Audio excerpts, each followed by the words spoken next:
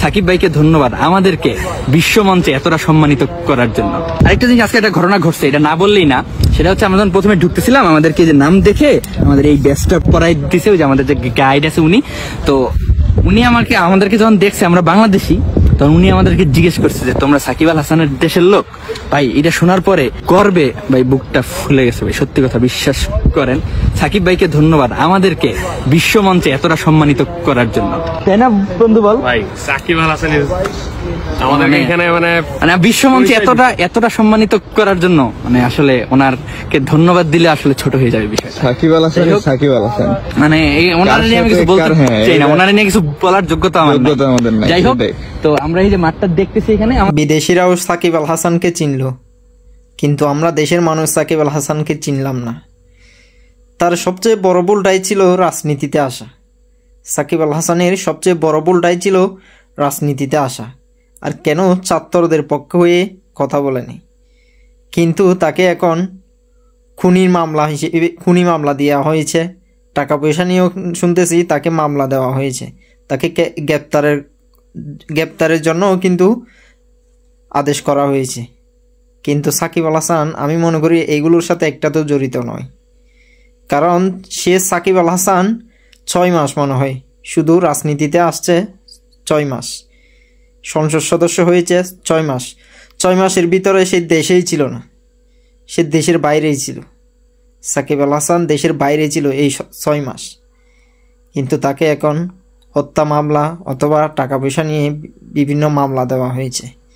আদৌ এগুলো সত্যি কিনা জানি না, কিন্তু আমি মনে করি এগুলোর সাথে সাকিব আল হাসান জড়িত নয়। হয়তো এগুলো মিথ্যা মামলা দেওয়া হয়েছে, কারণ তার দল ক্ষমতায় নেই।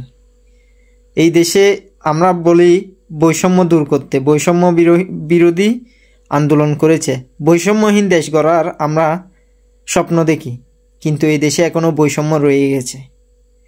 এই দেশে এখনও বৈষম্য রয়ে গেছে। তামিম ইকবালের ব্যানার নিয়ে, তামিম ইকবালের বিভিন্ন ব্যানার নিয়ে দর্শকরা মাঠে ঢুকতে পারে, কিন্তু সাকিব আল হাসানের ব্যানার নিয়ে দর্শকরা মাঠে ঢুকতে পারে না। সেই ব্যানারটা চিরে, পুলিশ নাকি সেই ব্যানারটা চিরে ফেলে দেয়, মাঠে ঢুকতে দেয় না। সাকিব আল হাসানের ব্যানার নিয়ে মাঠে ঢুকতে দেয় না। সে একজন বাংলাদেশের ক্রিকেটার, সারা বিশ্বে নাম আছে তার কারণে তার লক্ষ লক্ষ ভক্ত আছে। তার ভক্ত হিসেবে একজন তাকে মিস করে, অবশ্যই বিপিএল মিস করবে, তার কারণে তার ভক্ত তার ব্যানার নিয়ে মাঠে ঢুকবে, এটা স্বাভাবিক।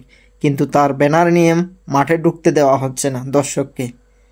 এরকম ভিডিও দেখেছি, বিটি কিক টাইমের একটা ভিডিও দেখতেছি, একজন দর্শককে নাকি পুলিশ ব্যানারটা চিরে ফেলে দিছে, শুধু ওই ব্যানারে লেখা ছিল নাকি I miss you Shakib Al Hasan. ওই দর্শককে ওই ব্যানার নিয়ে মাঠে ঢুকতে দেয় নাই। তাহলে এই দেশে এখনও বৈষম্য রয়ে গেছে। আমরা বৈষম্যহীন আমরা বাংলাদেশ গড়ার স্বপ্ন দেখি, কিন্তু এই দেশে এখনও বৈষম্য রয়ে গেছে। সাকিব আল হাসানের ব্যানার নিয়ে মাঠে ঢুকতে দেয় না।